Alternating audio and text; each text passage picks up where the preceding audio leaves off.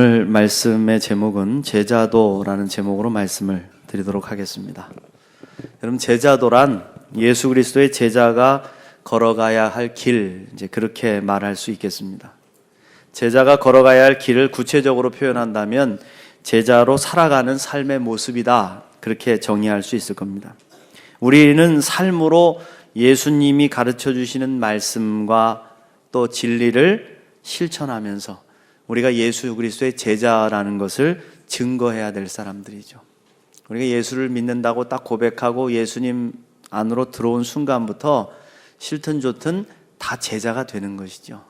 나는 제자는 안 하고 그냥 조금 따라다니겠습니다 하는 무리도 될 수 있지만 우리가 예수를 믿었다면 제자가 돼야 된다.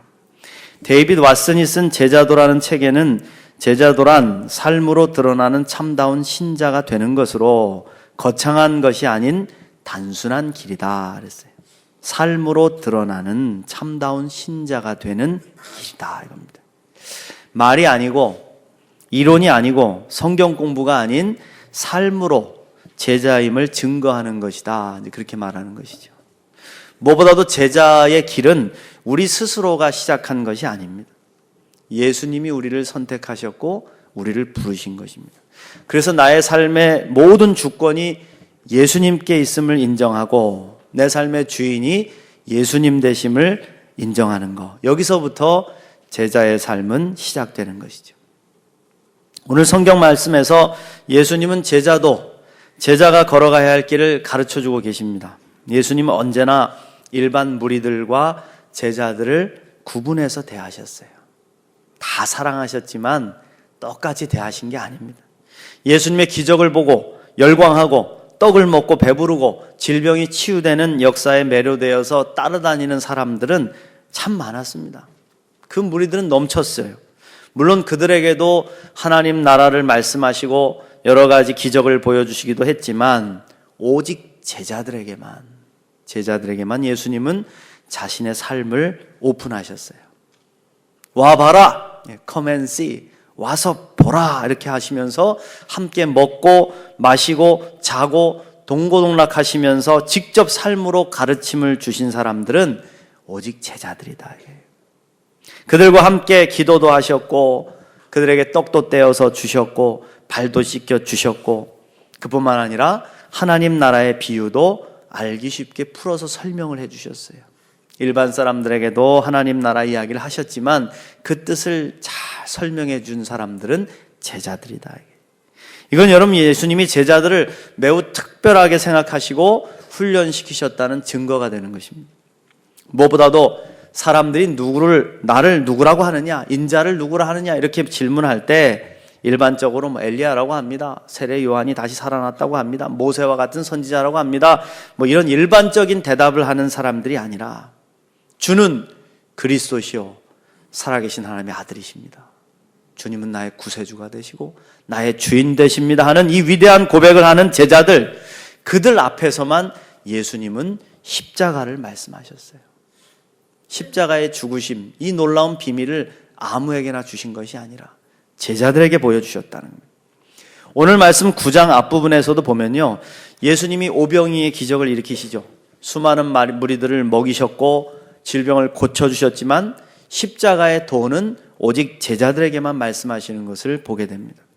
왜냐하면 제자는 먹을 것과 기적을 보러 왔다가 그것 채워지지 않는다고 우르르 사라져버리는 이 무리들과는 근본적으로 다르기 때문에 예수님 그런 제자들을 소중히 여기시고 사랑하셨고 가르치셨고 함께 하셨습니다. 여러분 믿습니까? 그럼 우리가 예수를 믿었다면 그토록 사랑하시는 제자의 삶을 살아야 된다는 것이죠. 제자가 돼야 된다.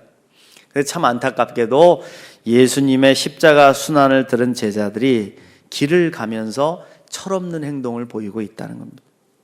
바로 어린아이들처럼 우리 중에 누가 제일 크냐, 이런 다툼이 일어났다는 것이죠.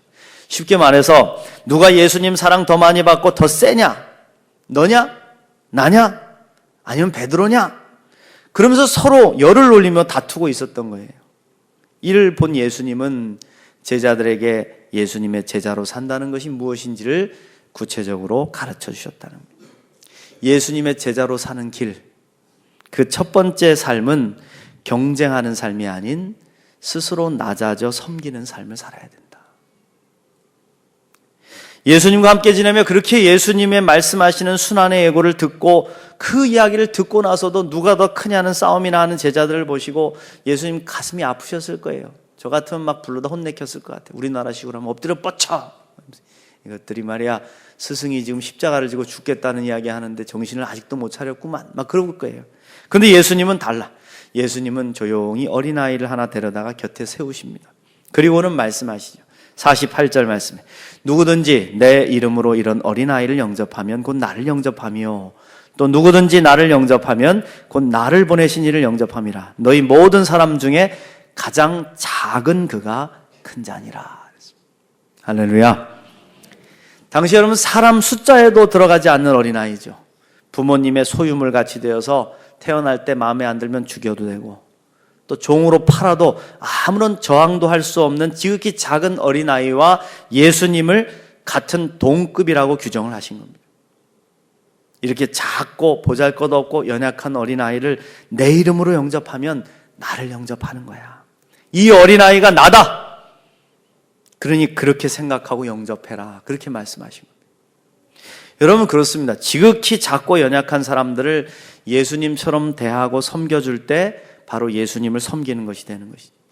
우리가 남을 섬긴다고 하는데요. 남을 섬기려면 그 아래로 내려가지 않으면 섬길 수가 없습니다. 그 사람보다 더 작아지지 않으면 섬길 수가 없는 겁니다. 그렇게 스스로를 낮추는 자가 가장 큰 자다. 그렇게 예수님 선포하셨죠. 우리는 늘 누가 크냐라는 물음 속에 살아가고 있습니다. 세상의 문화는 언제나 누가 더 크냐, 누가 더 잘났냐, 누가 더 부자냐, 누가 더 똑똑하냐, 누가 더 세냐를 놓고 판단하고 줄을 세웁니다. 교회도 다르지 않아요. 늘 그냥 목사들도 모이면 얼마나 크냐, 몇 명 모이세요? 재정은 얼마나 되십니까? 부교역자들은 몇 명이나 됩니까?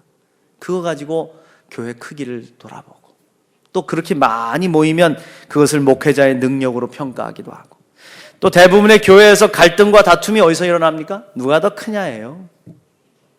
교회에서 일하는 사람들 누가 더 목사의 사랑을 많이 받고 신임을 받느냐, 누가 더 세냐 크냐 영향력이 있느냐를 놓고 비교하면서 우월감을 갖거나 열등감을 가지면서 다투는 겁니다. 근데 예수님 분명히 말씀하셨죠.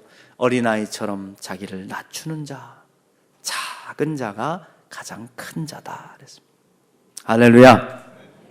우리가 제자의 삶을 산다는 것은요, 이러한 삶을 실천하는 것을 의미하는 겁니다. 높은 자리를 두고 다투는 삶이 아니라 내 스스로 낮아져서 예수님을 생각하면서 예수님을 위해서 예수님의 이름으로 작은 자들을 사랑으로 섬기는 삶을 살아갈 때 주님은 우리의 손을 붙잡고 우리를 높여주실 줄 믿습니다. 천재로 불리던 한 소년이 있었어요. 그의 인생은 항상 오르막길이었답니다. 그는 사람들의 기대대로 또 가족들의 기대대로 하버드 대학에 들어가서 거기 대학의 교수가 됐습니다. 그가 집필한 30여 권의 책은 모두 베스트셀러가 됐습니다. 그를 만나기 위해서 수많은 사람들이 모여들고 그의 강연을 듣기 위해서 사람들이 구름대같이 모였어요. 그의 인생은 오직 성공과 성취로 장식되어 갔습니다. 근데 어느 날 이분이 폭탄 선언을 하는 거예요. 나는 이제부터 교수직을 포기합니다. 이제 정박아 시설에 들어가서 새로운 인생을 살아갈 것입니다. 사람들이 그에게 물었어요. 왜 그 많은 명예와 보수를 버리려 합니까? 차라리 후학을 양성하는데 힘을 쏟으십시오. 그때 그는 이렇게 대답했다고 합니다. 오르막길 인생은 성공과 칭찬에 가려서 예수가 보이지 않았습니다. 이제 나는 낮은 곳에서 예수님을 만날 것입니다. 그는 인생의 말년에 매사추세츠 정박아 시설에서 장애인들을 만나고 그들의 용변을 가려주고 식사를 제공하고 목욕을 하면서 섬기는 일을 하다가 온전하게 하나님의 나라로 부르심을 받았다는 것이죠. 이 사람이 바로 상처 입은 치유자의 저자인 헨리 나우엔 선생님이십니다. 그렇습니다. 예수님의 제자는 예수를 볼 수 있어야 제자입니다. 우리 눈에 예수가 보이지 않는다면 우리는 제자가 아닐 것입니다. 예수를 보려면 스스로 겸손히 낮아져 섬기는 자리에서 예수를 만날 수 있어야 된다. 이 은혜를 입으시기를 주의 이름으로 축원합니다. 두 번째로 제자의 길은 그리스도의 사랑으로 사람들을 포용하고 용서하는 삶을 살아야 된다. 참 힘든 것 같아요. 남을 용서하고 포용한다는 게 제일 힘든 것 같아요. 그런데 억울하고 힘들고 막 피가 끓어올라도 주님의 제자라면 이 길을 가야 된다. 모든 걸 주님 앞에 맡기고 복수는 주님께 맡기고 우리는 그저 용서하고 포용하며 살아야 된다.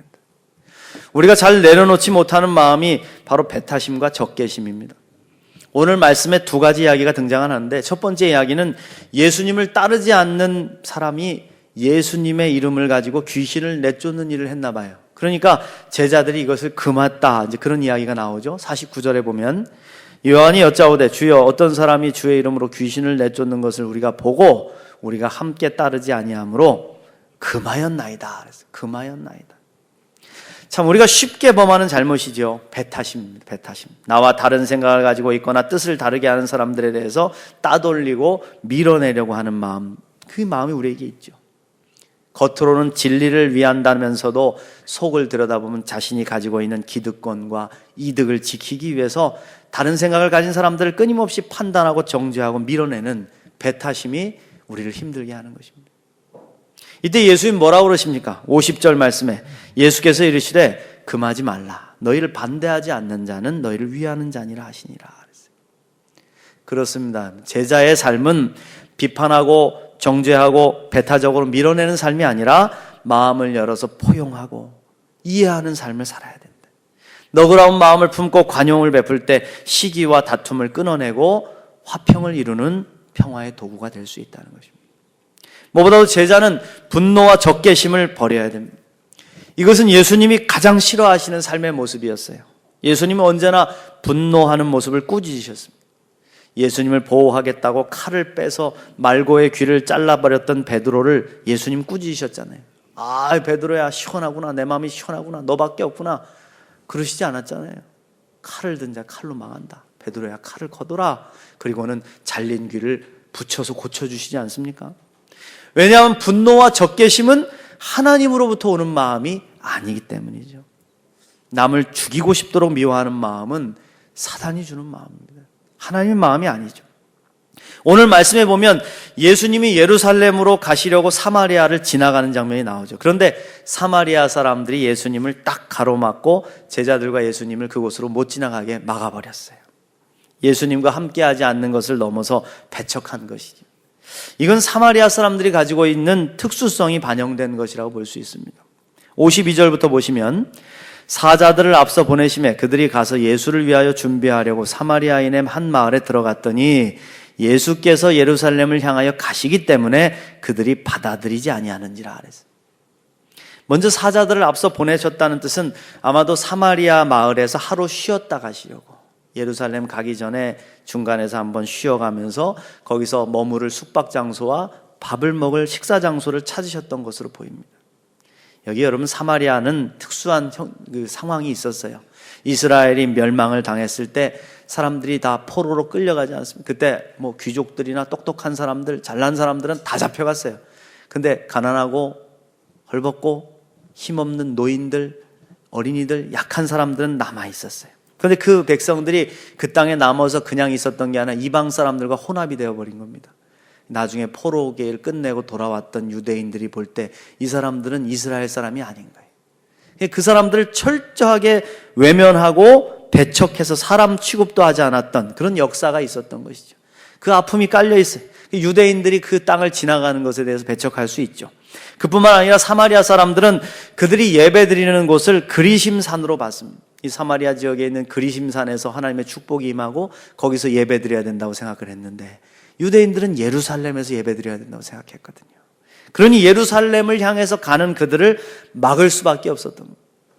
근데 문제는 이렇게 자신들을 배척하고 안 좋게 대한 사마리아인들을 향한 제자들의 태도죠. 야고보와 요한 형제는 매우 교만한 마음을 품고 적개심을 품고 주님이 명하시면 그들 모두에게 불을 내려서 당장 멸해버리겠습니다. 예수님 어떻게 생각하십니까? 싹 죽일까요? 불로 그냥 싹 불바다 만들어버릴까요? 그런 것이죠. 그들에게 불을 내려서 멸할 수 있는 능력이 있는지는 모르겠지만 배척하는 사람들에 대한 적개심을 아주 적나라하게 드러낸 모습입니다. 그런데 예수님은 도리어 그들을 꾸짖으셨습니다. 55절 말씀에 예수께서 돌아보시며 꾸짖으시고 함께 다른 마을로 가시니라. 예수님은 꾸짖으시고 그냥 가셨어요. 여기서 예수님이 꾸짖으셨다는 단어를 헬라어로 에피티마오 이렇게 발음하는데, 이 단어는 예수님이 귀신 들린 사람의 몸에서 귀신을 쫓아낼 때, 사탄을 뽑아낼 때, 꾸짖으실 때 사용하신 단어입니다. 예수님은 사람들의 분노와 적개심을 이용해서 인간관계를 파괴하는 사단의 술책을 알고 계셨던 거예요. 우리 예수님은 한 영혼을 다 사랑하시고 한 영혼이라도 더 구원받기를 원하시지 않습니까? 여러분 믿습니까? 분노와 적개심, 이 전쟁의 잔혹함은 하나님의 뜻이 결코 아닙니다. 사단의 역사입니다. 우리 기독교가 하늘의 명하여 불을 떨어뜨릴 능력을 가지고 있다고 해도 사랑이 없으면 아무것도 아니죠. 사랑 빠진 기독교만큼 차갑고 독선적인 종교가 세상에 어디 있겠습니까? 그러므로 우리가 제자가 되어 가러간다는 것은, 제자의 길은 이 배타심과 적개심을 내려놓고 사랑으로 포용하는 삶을 살겠다는 것을 결단하는 것이죠. 사랑과 용서의 능력으로 분노를 이겨내는 것입니다.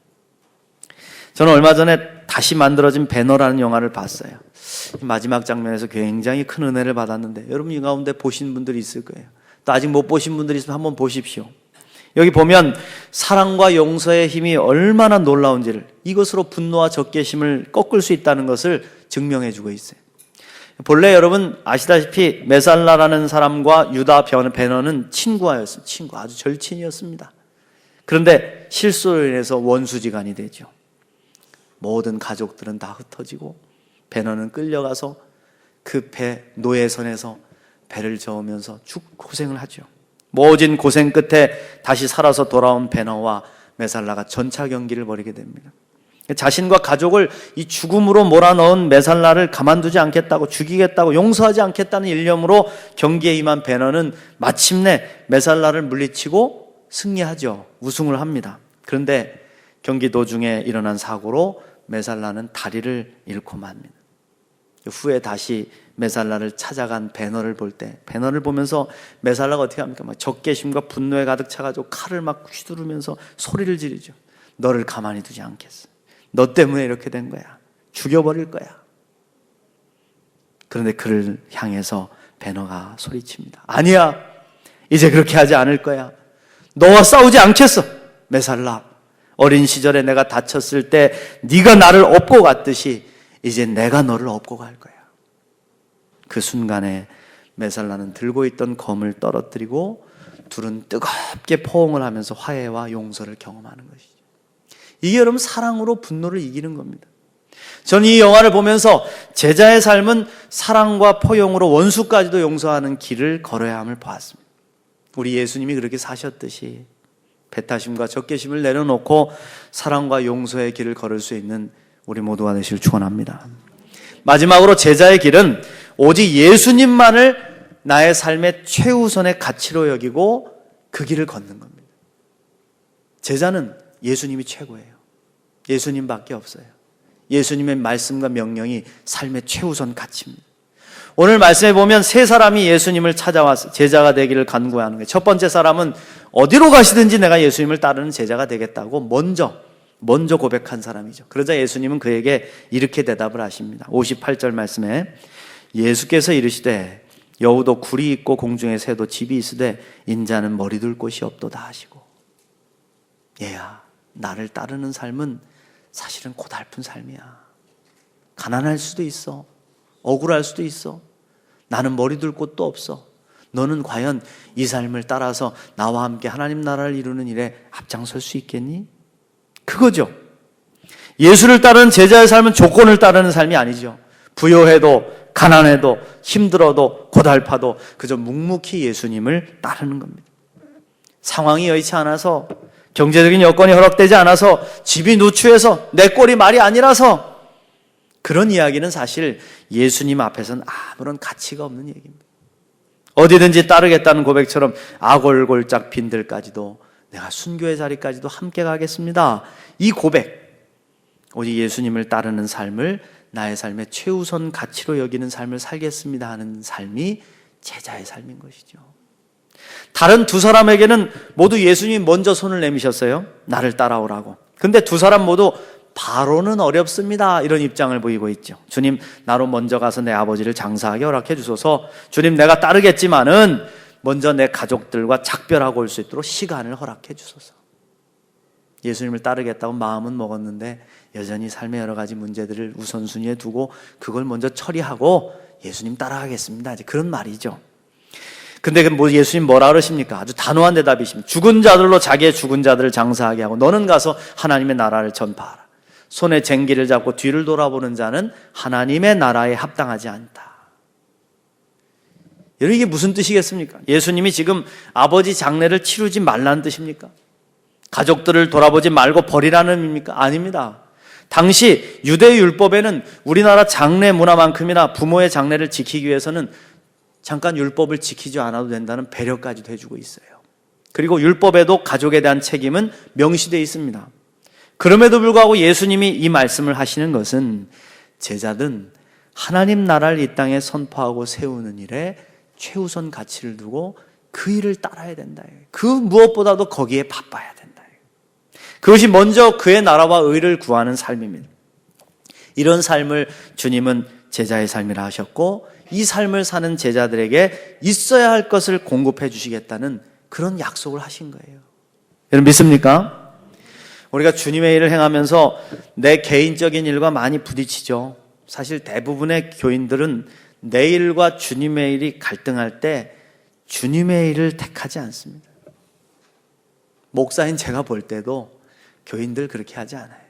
내 일이 바쁘고 주님의 일도 바쁠 때는 먼저 내 일 먼저 처리하고, 그리고 시간 남으면 주님의 일을 합니다. 그것도 제가 보기엔 잘하는 교인이에요. 내 일밖에 관심이 없고 주님의 일에 생각도 없는 사람도 많죠. 그도저도 안 되면 먼저 주님의 일을 그냥 포기하고 내려놓죠. 우리가 가만히 우리 자신을 보면 그렇게 살아왔어요. 그런데 제자의 삶은 오직 스승 되신 예수님을 바라보며 예수님과 함께 하나님 나라를 세우는 가치에 모든 것을 거는 삶을 살아야 된다는 겁니다. 그게 제자의 길이라는 겁니다. 예수님만 바라보며 뒤돌아서지 않는 것, 머뭇거리거나 기웃거리지 않는 것, 올곧게 주님의 길을 따라서 가는 것, 그 길이 제자의 길이요 제자의 삶이라는 것입니다. 사랑하는 성도 여러분, 조금 무거운 주제이긴 하지만 예수님은 떡을 맛보고 몰려드는 무리를 원하시지 않습니다. 그런 분들은 많이 있습니다. 교회에도 약간의 이익과 약간의 은혜와 약간의 기적을 맛보기 위해서 찾아와서 우르르 몰려오는 그런 무리는 많이 있습니다. 그러나 예수님이 원하시는 사람은 제자입니다. 그리스도의 참된 제자를 얻기 위해서 주님은 그토록 짧은 3년이라는 공생의 기간을 12제자를 훈련하고 가르치는데 모든 것을 쏟아부으셨던 거예요. 그리고 오늘 우리를 그 제자로 부르시고 계신다.